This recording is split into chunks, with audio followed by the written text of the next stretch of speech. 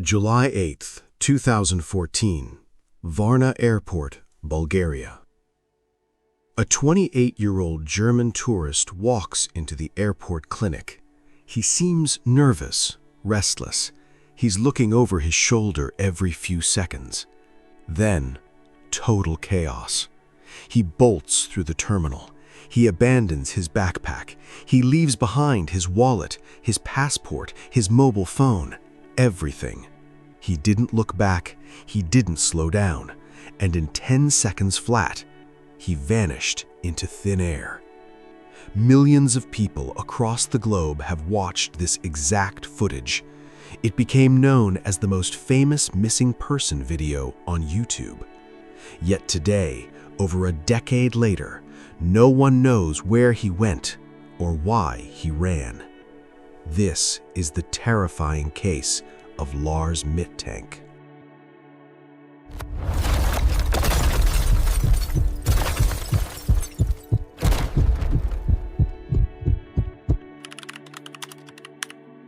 To understand the mystery of that frantic run, we have to start with the man himself. Who was Lars Mittank? He was 28 years old, a dependable, well-liked power plant technician from Itzehoe, a quiet town in northern Germany. By all accounts, Lars was grounded, happy, and close with his family, especially his mother, Sandra. He had no history of drug abuse, no criminal record, and zero record of mental illness. In late June 2014, Lars booked a summer getaway with 4 close high school friends. Their destination? Golden Sands, a popular beach resort city near Varna, Bulgaria. For the first few days, it was a completely normal vacation. Sunbathing on the Black Sea coast, cold drinks, watching the 2014 FIFA World Cup in lively beach bars. Everything was picture perfect until the night of June 30th. It was late in the evening. Lars and his friends were at a local sports bar watching football. Lars was a passionate fan of Werder Bremen. An argument broke out with a group of rival fans, supporters of Bayern Munich and local Bulgarian locals. It started as petty soccer banter, shouting, heated tempers. Lars's friends decided to leave and head to a nearby McDonald's. Lars got separated from the group. When Lars finally rejoined his friends later that night, he was bruised and shaken. He claimed that 4 men, either locals or mercenaries hired by the soccer fans, had jumped him outside the restaurant. He had taken a severe blow to the head, a hard strike straight to the side of his skull. The punch ruptured his left eardrum. Lars was in agonizing pain. He suffered severe hearing loss and intense vertigo. The next day, a local Bulgarian doctor examined him and prescribed an antibiotic called cefprozil, 500 milligrams, to prevent infection. The doctor issued a strict warning: do not get on an airplane.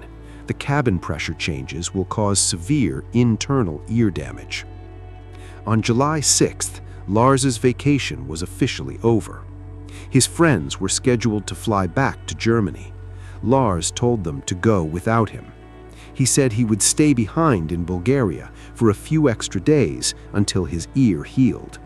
His friends hesitated, but Lars insisted he was fine. They boarded the plane. Lars was left all alone in a foreign country. This is where the story takes a deeply disturbing turn. Lars left the luxury beach resort and checked into a cheap, seedier lodging in downtown Varna. Hotel Color, a budget hotel located in an infamous high-crime neighborhood. Almost immediately after checking in, Lars's behavior flipped completely. Extreme paranoia consumed him. At 3 a.m., he made an urgent, trembling phone call to his mother, Sandra, in Germany. "4 men are following me. They're trying to find me," he whispered over the line, begging her to cancel his credit cards immediately. Hotel color security cameras captured bizarre behavior throughout the night. Lars was seen pacing up and down the dimly lit corridors, hiding inside the elevator, peering around corners as if dodging invisible pursuers. At one point in the dead of night, he vanished from his room for nearly an hour, wandering the pitch-black streets of Varna before returning, terrified and hyperventilating. He texted his mother again. "What is Cefprozil 500? He suspected his medication was poison, or something worse. On the morning of July 8th, 2014, Lars called his mother one last time. He told her the swelling in his ear had gone down. He was feeling slightly better and was taking a taxi directly to Varna Airport to buy a ticket home. Sandra booked him a flight and offered to transfer money for his ticket. Lars said he had enough cash. Around 6 a.m., Lars arrived at Varna Airport. He went straight to the airport medical center to get cleared for travel by the airport physician, Dr. Kosta Kostov. Dr. Kostov later described Lars as anxious, pale, and trembling, but totally coherent. Lars explained his ear injury and showed him the Cefprozil prescription. During the consultation, a construction worker walked into the clinic room. The airport was undergoing renovations at the time, and the worker was wearing a bright safety vest. The moment Lars saw that construction worker, something in his mind snapped. Lars jumped out of his chair. His eyes went wide with sheer terror. He screamed, "I don't want to die here. I have to get out of here." What followed next was captured on airport surveillance cameras, footage that has been analyzed tens of millions of times across the internet. He sprints through the sliding glass doors into the hot Bulgarian sun. Without slowing down for a fraction of a second, Lars climbs over the fence, scraping his hands and legs. He drops down onto the other side. Beyond that fence lay a massive, dense sunflower field, leading directly toward a dense forest and the A2 highway. Lars ran into the high yellow stalks, and he was never seen again. The search effort was immediate and massive. Bulgarian authorities searched the fields with tracker dogs, helicopters, and thermal drones. Lars's mother hired a renowned private investigator from Germany, Kai de Graaf.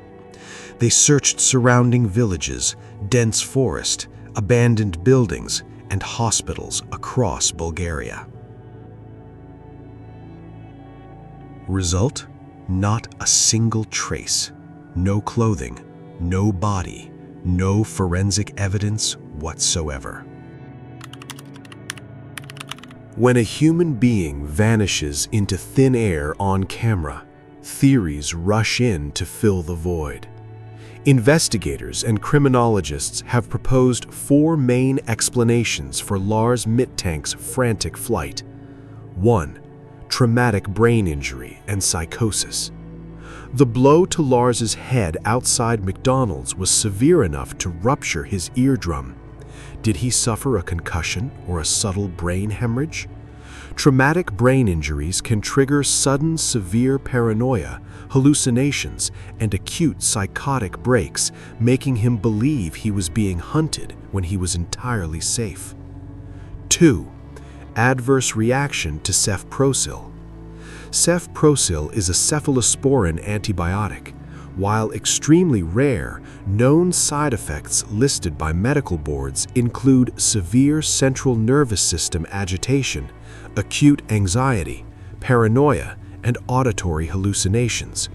Combined with alcohol from his vacation and a head trauma, did the drug induce a toxic psychosis? 3. Criminal coercion and drug mule involvement. A dark theory suggests Lars got entangled with dangerous local syndicates in Golden Sands. Could he have been coerced into carrying drugs or targeted by local organ traffickers?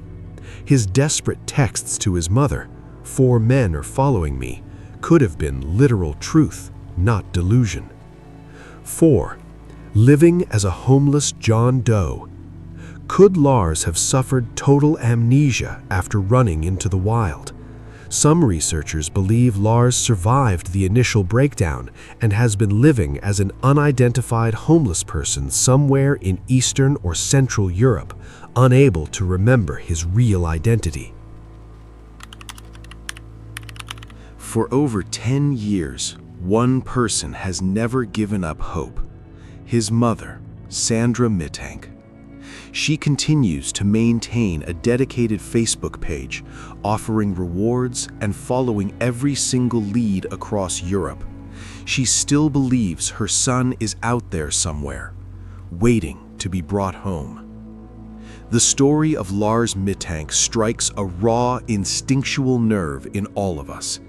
It reminds us how fragile our grip on reality can be. In one single morning, a young man on a summer holiday lost his sense of safety, ran away from everything he owned, and stepped off the map of the known world. If you have any information regarding Lars Mittank, contact the German Federal Criminal Police, BKA, or your local authorities. Thank you for watching.